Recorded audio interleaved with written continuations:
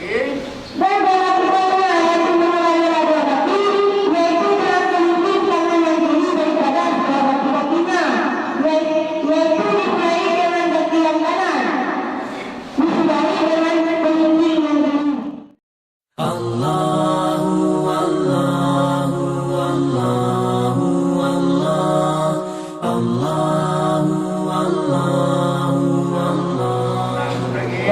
Lagi ialah menyerah anak jari dan anak jari tangan dan anak jari kaki, anak jari tangan dan anak jari kaki.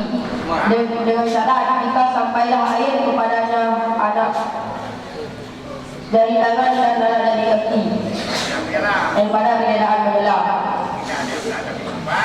Walaupun kenderaan menyelam tapi sampai ia air kepada anak jari tangan dan anak jari kaki, itu hukumnya surat.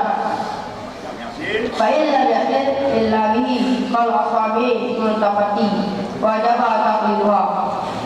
Maka jika tidak sampai air dengan menyela-nyela seperti anak jari yang lengket, niscaya wajiblah menyela-nyelanya anak jari. Maka apabila anak jari itu tidak sampai air karena sudah melengket, saya wajiblah menyela-nyelanya anak jari yang lengket itu. Wa illa yata'atta taqliluha bi'iltihamiha haruma fathuha litaqlili. Maka jika tak mungkinlah menyela-nyelanya anak jari karena sedarinya anak jari, niscaya haraplah membelahnya anak jari untuk menyela-nyela. Maka kalau anak jari kita tidak mungkin untuk menyela-nyela, maka harap bagi kita untuk membelahnya untuk kita menyampaikan untuk menyela-nyela. Mengapa tidak sampai karena sudah bersedari? Maka ikhtiar taqlil yadaini tasbiti warijlaini bi ayyabda bi tinsiri yadayil yusra ilal asfali rijli min asfali rijli muqtadi'an bi tinsiri rijlil yumna qati'an bi tinsiril yusra. Dan bermula cara menyela dua tangan itu dengan berpencak, dengan menyela-nyeli, dengan berselang-seling. Ibu cara kita menyela-nyela anak-anak ialah dengan menyela-nyeli. Menyela ini diayam diambil sendiri. Jadi yusra bilal asfari rijlil muqtadi'an bi tinsir rijlil yumna qati'an bi tinsiril yusra. Dan bermula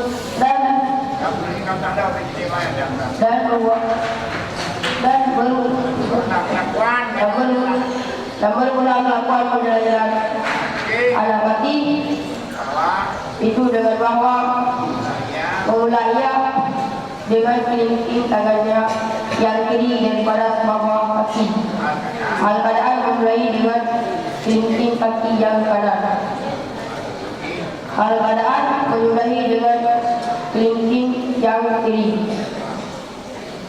Dan cara kita menyela-nyela anak jari kaki ialah dengan memulai seorang dengan tangan yang kelingking tangannya yang kiri daripada bawah kaki pada kelingking kaki yang kanan, dan menyudahi dengan kelingking kaki yang kiri.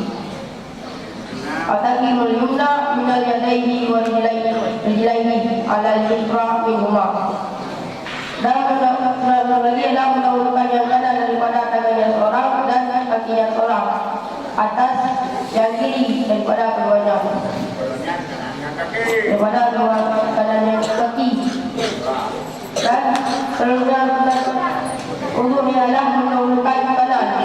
Dari mana mendahulukan kanan? Daripada tangannya seorang dan kakinya seorang atas yang kiri daripada kanannya seorang.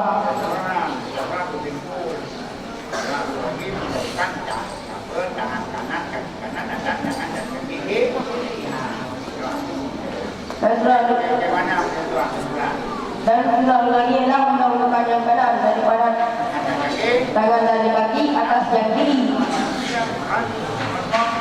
Ini hanya tiga. Ada yang lebih. Assalamualaikum warahmatullahi wabarakatuh.